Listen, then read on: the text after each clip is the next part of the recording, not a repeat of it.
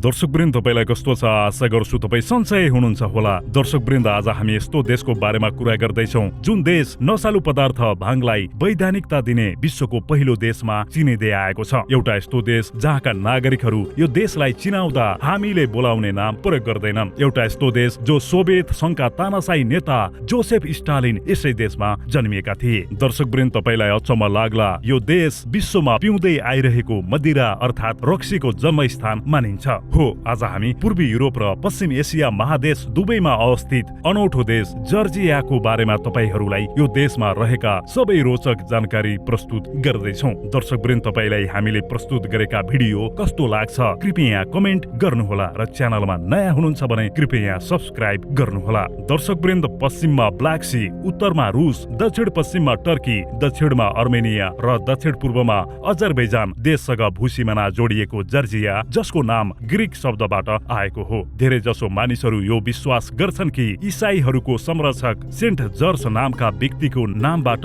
जर्जिया नाम रहन गएको हो भन्ने इतिहासकारहरूको भनाइ रहेको छ। दर्शकवृन्द, ६९,७०० वर्ग किलोमिटर क्षेत्रफलमा फैलिएको देश जर्जिया कुनै बेला सोभियत संघको हिस्सा हुने गर्दथ्यो। त्यसो त यो देश सन् 1918 मा तत्कालीन सोभियत संघबाट स्वतन्त्रता प्राप्त गरी एक लोकतान्त्रिक सार्वभौम देश जर्जिया रहन गएको हो। दर्शकवृन्द, 40% वन जंगलले ढाकिएको जर्जिया एक पहाडी देश हो। तपाईले यो देशमा युरोपको सबैभन्दा अग्लो हिमाल मध्ये एक माउन्ट सक्करादेखि लिएर हराभरा प्राकृतिक सुन्दरता भएका उपत्यका र बस्ती देख्न सक्नुहुन्छ। दर्शकवृन्द, 37,17,000 भन्दा बढी मानिसहरू बसोबास गर्दै आइरहेको जर्जिया युरोप र एसिया बीचमा रहेको एक अन्तर्महाद्वीपीय देश हो। त्यसो त जर्जिया भौतिक रूपमा एसियामा अवस्थित भए पनि यो देशका मानिसहरू आफूलाई युरोपको एक हिस्सा ठान्छन्। आफूलाई युरोपेली भनेर चिनाए तापनि यहाँको वास्तुकला, संगीत, खाना र व्यवसाय गर्ने तरिका धेरै हदसम्म फारसी, अरबी र रसियन अर्थात् एसियाली मिश्रित रहेको छ। तर पनि यो देश लामो समयदेखि युरोपेली संघको सदस्य बन्न प्रयासरत देश पनि हो। दर्शकवृन्द, युरोप र एसिया बीचको प्राकृतिक सीमाको भाग काकेसस पर्वतीय क्षेत्रलाई मानिन्छ। सरल भाषामा भन्नुपर्दा यो पहाड युरोप र एसियालाई छुट्याउने प्राकृतिक सिमाना हो, जुन काकेसस पर्वत जर्जियाको मध्य भागमा अवस्थित छ। त्यसैले पनि यो देशलाई अन्तर्महाद्वीपीय देश अर्थात् दुवै महादेशमा बसेको देश भनिएको हो। दर्शकवृन्द, तपाईलाई अचम्म लाग्ला, यहाँका स्थानीय जर्जियाली नागरिकहरू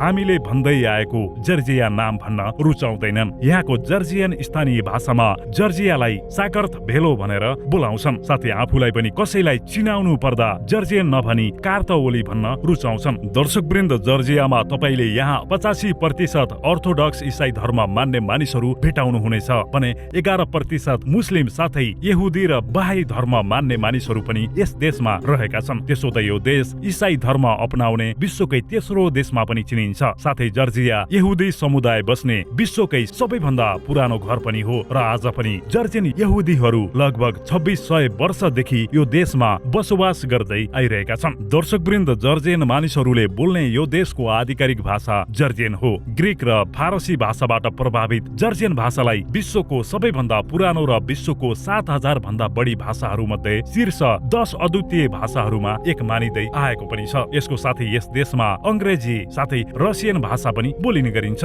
दर्शकवृन्द, सर्बियाका सर्ब मानिसहरू जस्तै जर्जियनहरू पनि संसारको सबैभन्दा मिलनसार मानिसहरूमा चिनिन्छन्। त्यसो त जर्जियनहरू पाहुनाहरूलाई स्वागत र माया गर्न धेरै मन पराउँछन्। जर्जियन समुदायका मानिसहरू पाहुनाहरू भनेका परमेश्वरको उपहार हो भन्ने गरिन्छ र यो देशमा झैझगडा र एकअर्काप्रति बदलाको भावना राख्ने मानिस बिरलै भेट्न सकिन्छ। त्यसो त यो देश हालैका वर्षमा सबैभन्दा कम अपराध दर भएको देशमा चिनिँदै आएको पनि छ। घुम्न र रहन बस्नको लागि विश्वकै सबैभन्दा सुरक्षित देशमा चिनिँदै आएको जर्जिया सन् 2017 मा संसारकै 7औं सुरक्षित देशमा चिनिएको थियो। दर्शकवृन्द, मदिरा उत्पादन र धेरै पिउने मानिसहरू भएका देशका बारेमा त हामीले चर्चा गरिसक्यौं। तर जर्जिया देश भने त्यो देश हो जहाँ रक्सीको जन्म भएको थियो। भनौं त यो देशमा नै रक्सीको आविष्कार भएको थियो। भनिन्छ जर्जियनहरूले कम्तीमा 8,000 वर्ष पहिलेदेखि नै यो परम्परागत रक्सी बनाउन थालेका थिए र यो देश बर्थ प्लेस अफ वाइन अर्थात् रक्सीको पहिलो जन्मस्थानको उपनामले चिनिँदै आएको पनि छ। अंगुरको रसलाई कोब्री भन्ने माटोको भाँडोमा राखी भाँडोलाई माटोमा नै गाडेर यो परम्परागत रक्सी बनाइने गरिन्छ, जुन विधिलाई युनेस्कोले मानवताको अमूर्त सांस्कृतिक सम्पदामा समावेश गरेको पनि छ। दर्शकवृन्द, एक विकासशील देश जर्जिया एक मिश्रित अर्थव्यवस्था भएको देश हो। देशको धेरै आम्दानी सेवा क्षेत्रबाट हुने गर्छ र देशको लगभग 51% मानिसहरू निर्वाहमुखी खेती गर्दै आफ्नो जीविका चलाउँदै आएका छन्। दर्शकवृन्द, रक्सी उत्पादन गर्नु जर्जियनहरूको कृषिको सबैभन्दा महत्त्वपूर्ण क्षेत्रहरू मध्ये एक हो। रक्सीको लागि अंगुरको खेती यो देशको काखेती भन्ने ठाउँमा अत्यधिक गरिन्छ। साथै यो देशले 500 भन्दा बढी प्रकारका उच्च गुणस्तरीय रक्सीको उत्पादन र अन्तर्राष्ट्रिय बजारमा निर्यात पनि गर्दै आएको छ। दर्शकवृन्द, भौगोलिक अवस्थाले जलविद्युतको लागि निकै महत्त्वपूर्ण मानिएको जर्जियामा यहाँको सरकारले $40 बिलियन मा 22,000 मेगावाट क्षमताको जलविद्युत परियोजना निर्माण गर्दै आएको छ, जसको उत्पादन भएपछि यो देश विश्वको दोस्रो ठूलो जलविद्युत उत्पादक देशमा हुनेछ। दर्शकवृन्द, सन् 2003 सम्म जर्जियालाई विश्वकै सबैभन्दा भ्रष्ट देशहरू मध्ये एकमा चिनिने गरिन्थ्यो। चरम भ्रष्टाचार, गरिबी, बेरोजगार र साथै सोभियत संघको विघटन भएपछि भएको विनाशको कारण यो देशका कैयौं मानिसहरू देश छोडेर गएका थिए र आज पनि यो देशका झण्डै 8 लाख भन्दा बढी युवाहरू राम्रो कमाई र परिवारलाई सुखमा राख्नको लागि रसिया, ग्रीस, इटाली, अमेरिका र स्पेन जस्ता अन्य विकसित देशहरूमा काम गर्दै आइरहेका छन्। एक तथ्याङ्कका अनुसार हाल जर्जियाको 40% परिवारले विदेशबाट पैसा पाउँदै आएका छन् र अहिले पनि यो देशको जीडीपीको 13% हिस्सा रेमिटान्सले ओगटेको छ। दर्शकवृन्द, जर्जियन जनताबाट भ्रष्टाचार विरुद्ध अत्यधिक विरोध भएपछि अहिले भने यो देश ब्ल्याक सीसँग जोडिएका देश र केही युरोपेली संघका देशभन्दा कम भ्रष्टाचार हुने देशमा चिनिँदै आएको पनि छ। यहाँको सरकारले भ्रष्टाचारको प्रकृति हेरी भ्रष्टाचार गर्ने कुनै पनि व्यक्तिलाई 1 वर्षदेखि 20 वर्षसम्म जेल सजाय साथै $5,000 जरिवानाको व्यवस्था गरेपछि यो अझै कम भएको हो। त्यसो त सबैभन्दा सफल जर्जियाली सुधारहरू मध्ये एक पुलिस सुधार पनि मानिन्छ।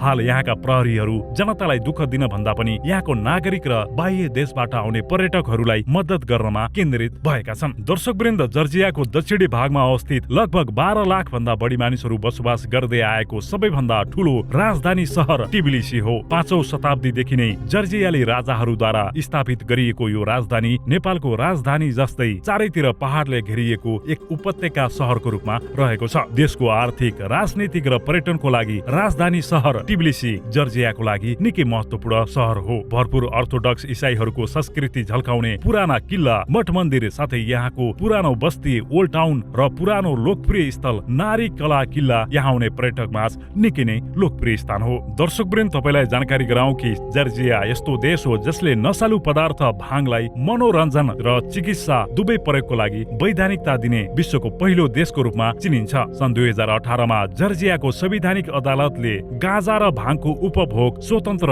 व्यक्तित्वको अधिकार हुने भनेर निर्णय गरेपछि भाङ र गाँजा वैधानिकता भएको हो। त्यसो त यो देशमा गाँजा र भाङको थोरै मात्रामा सेवन गर्नु कानुनी भए पनि ठूलो मात्रामा भाङ र गाँजाको खरिद बिक्री साथै खेती गर्नु यहाँ गैर कानुनी रहेको छ। दर्शकवृन्द, धेरै धार्मिक आस्था राख्ने जर्जियनहरूको यो नियम सुनेर तपाईलाई अचम्म लाग्न सक्छ। यहाँ कुनै पनि जर्जियनको अन्तिम संस्कार हुँदा यदि कुनै पनि व्यक्तिले हाँस्ने या कसैसँग बोल्दा गलत शुद्र भाषाको प्रयोग गरेमा त्यो व्यक्तिलाई जेल सजाय हुने व्यवस्था यहाँ रहेको छ। अनौठो नियम भएको यो देशमा यहाँ अन्तिम संस्कार गराउनको लागि पनि एक अनिवार्य सरकारी अफिसरको आवश्यकता पर्छ। दर्शकवृन्द, सायद तपाईले रुसी नेता जोसेफ स्टालिनको बारेमा त सुन्नु नै भएको होला। तपाईलाई जानकारी गराउँ कि तत्कालीन सोभियत गणतन्त्रका तानाशाही नेता जोसेफ स्टालिनको जन्म यो देशमा नै भएको थियो। जर्जियाको मध्य भागमा अवस्थित गोरी नामको शहरमा सन् 1878 मा स्टालिन जन्मिएका थिए। दर्शकवृन्द, नेपाल जस्तै पहाडले घेरिएको जर्जिया युरोपमा सबैभन्दा उच्च गाउँ भएको देशमा पनि चिनिन्छ। यो देशमा रहेका बोचोरा र उस्कुली नामका गाउँहरू समुद्र सतहदेखि 2300 मिटर अग्लो स्थानमा रहेका छन्, जो यो देशमा आउने पर्यटकहरूको मुख्य रोजाइमा पर्ने गर्छ।